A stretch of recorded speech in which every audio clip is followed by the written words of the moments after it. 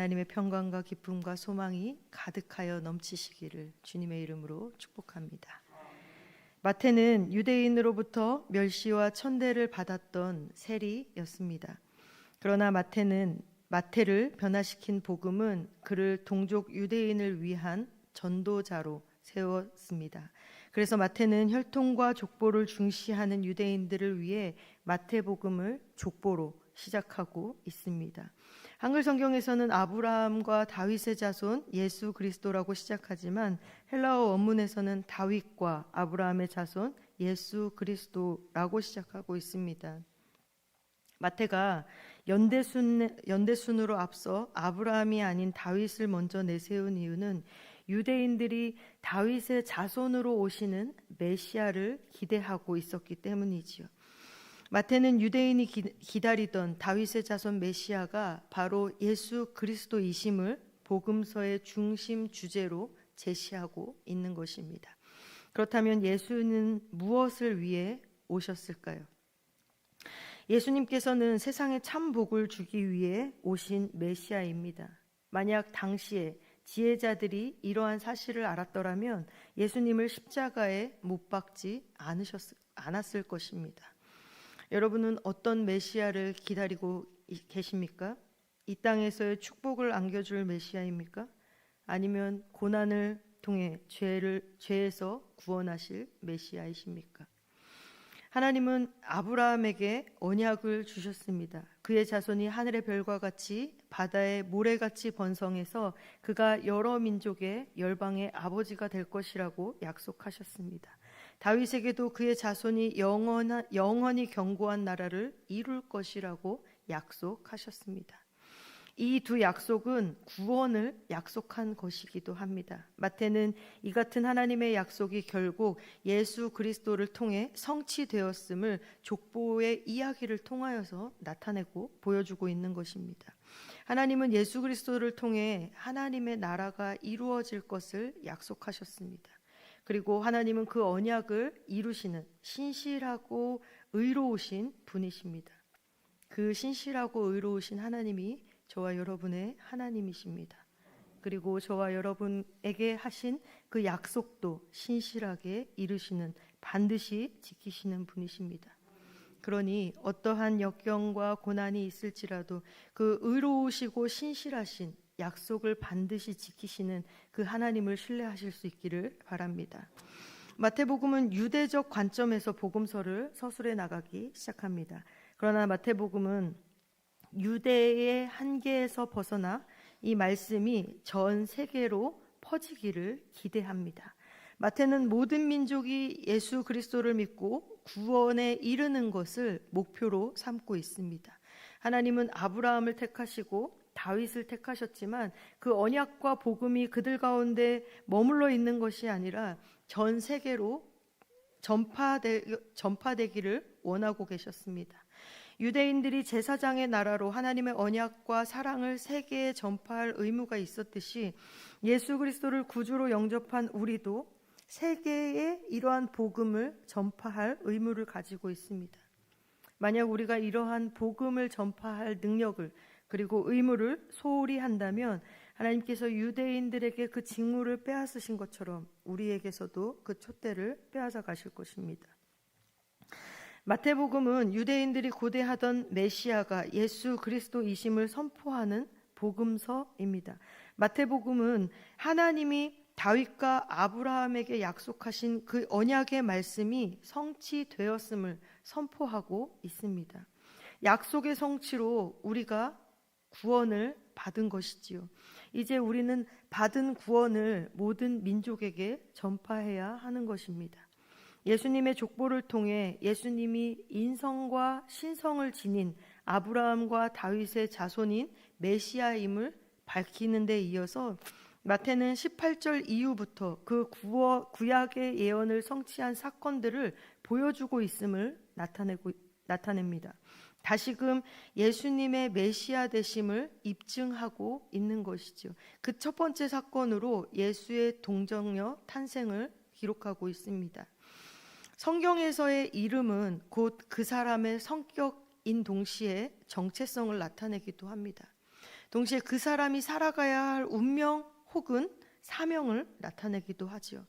성령으로 잉태되어 마리아를 통해서 태어날 아기는 출생 이전에 이미 예수라는 이름을 부여받았습니다.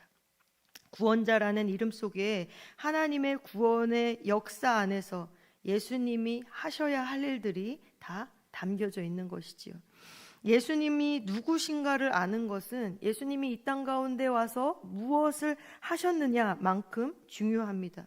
왜냐하면 예수님이 하신 일의 의미가 예수님이 누구신가에 대해서 누구신가에 의해 해석될 수 있기 때문입니다. 그래서 18절부터 25절의 말씀을 통하여서는 예수님이 누구시고 예수님이 어떠한 목적으로 이 땅 가운데 오셨으며 어떤 역할을 하셨는지에 대하여 나타내고 있습니다. 요셉은 예수의 아버지인 요셉은 마리아와 약혼하고 동거하기 전에 그녀가 임신했다라는 사실을 알게 되었습니다. 그래서 의로운 사람인 요셉은 그 사실을 알았기에 가만히 끊고자 하였습니다. 여기서 의롭다라는 말은 하나님과의 관계가 올바르다라는 뜻을 가지고 있기도 합니다. 이 말을 통해 요셉이 하나님을 경외하는 진실한 사람이었음을 알게 되는 것이죠. 누가복음에 따르면 마리아도 하나님의 뜻을 겸허히 수용하는 사람이었습니다. 하나님께서는 마리아와 요셉을 예수님의 육신의 부모로 선택하셨습니다. 왜 그들을 선택하셨을까요? 두 사람 모두 하나님을 따르는, 하나님의 말씀을 신뢰하는, 그리고 하나님의 말씀에 순종하는 사람이었기 때문입니다.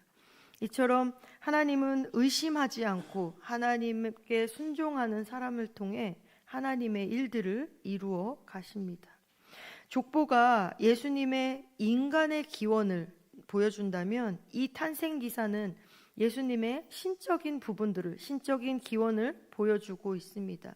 예수님은 다윗의 혈통에서 태어난 다윗의 후손이며 또 성령으로 잉태된 하나님의 아들임을 나타내고 있습니다. 하여 하나님과 사람 사이에 유일하고 온전한 중보자가 되심을 나타내고 있습니다. 우리의 유일한 구원자이시며 예수 외에 구원의 길이 없음을 나타내고 있는 것이지요. 예수님이 태어나시기 전에 이미 선지자 이사야는 예수님의 오심을 예언하였습니다. 예수님의 오심은 하나님이 주신 언약의 성취이기도 하지요. 하나님은 오래전부터 인간을 향한 구원의 계획을 세워오셨습니다.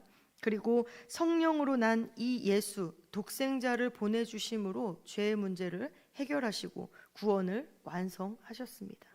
하나님께 가장 중요한 문제는 하나님의 백성들을 죄에서 구원하시는 것이었습니다. 구약 성경은 하나님의 백성이 어떻게 거룩하고 정결한 삶을 살아가야 하는지에 대해서 나타나고 있습니다. 하나님은 그분의 자녀들이 흠이 없고 거룩한 자들로 살아가기를 원하시고 계십니다.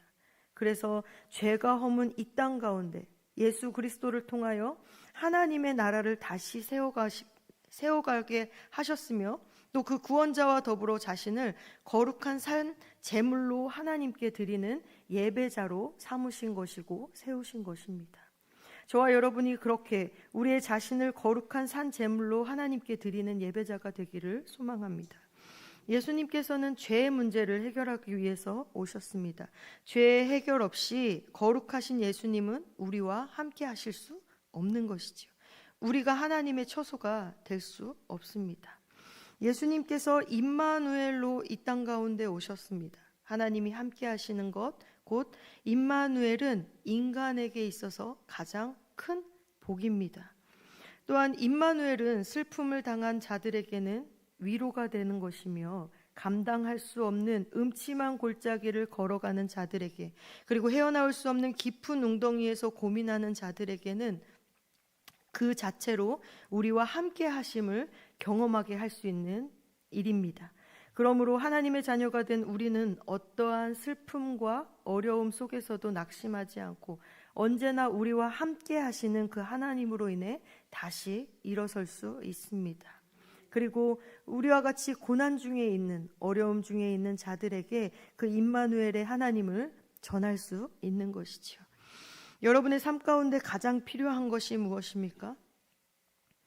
그 어떤 필요도 하나님이 함께 하신다는 것보다 앞서서는 안 될 것입니다. 임마누엘 하나님이 오늘도 저와 여러분의 삶 가운데 기쁨과 은혜를 넘치게 주시기를 소원합니다.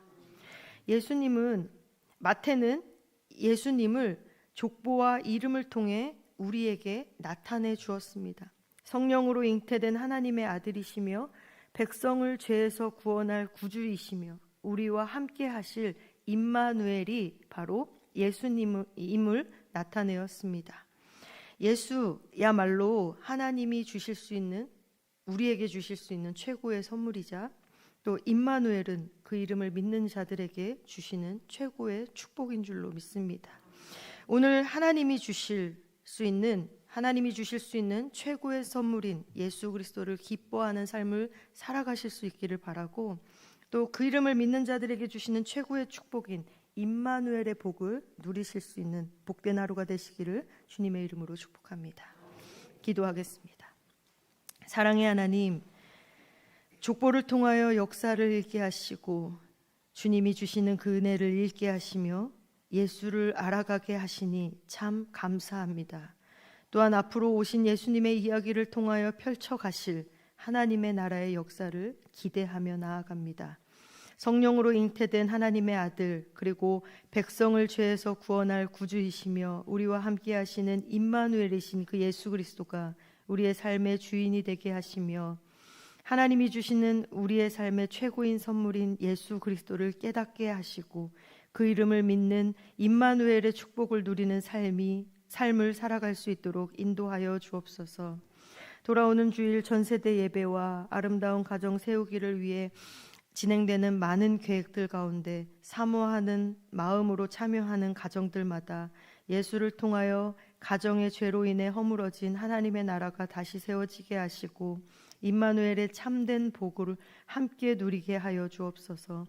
정성을 다한 예물을 하나님께 올려드립니다. 감사의 예물로 11조로 1,000번째 예물로 하나님께 올려드리오니 하나님 기쁘게 받으시고 이미 받은 복을 헤아리고 세어보며 감사할 수 있는 믿음을 허락하여 주시며 드린 손길과 가정 위에 하나님이 주시는 최고의 선물과 그 이름을 믿는 자들에게 주시는 최고의 축복을 누릴 수 있는 삶을 살아갈 수 있도록 하나님 함께하여 주옵소서.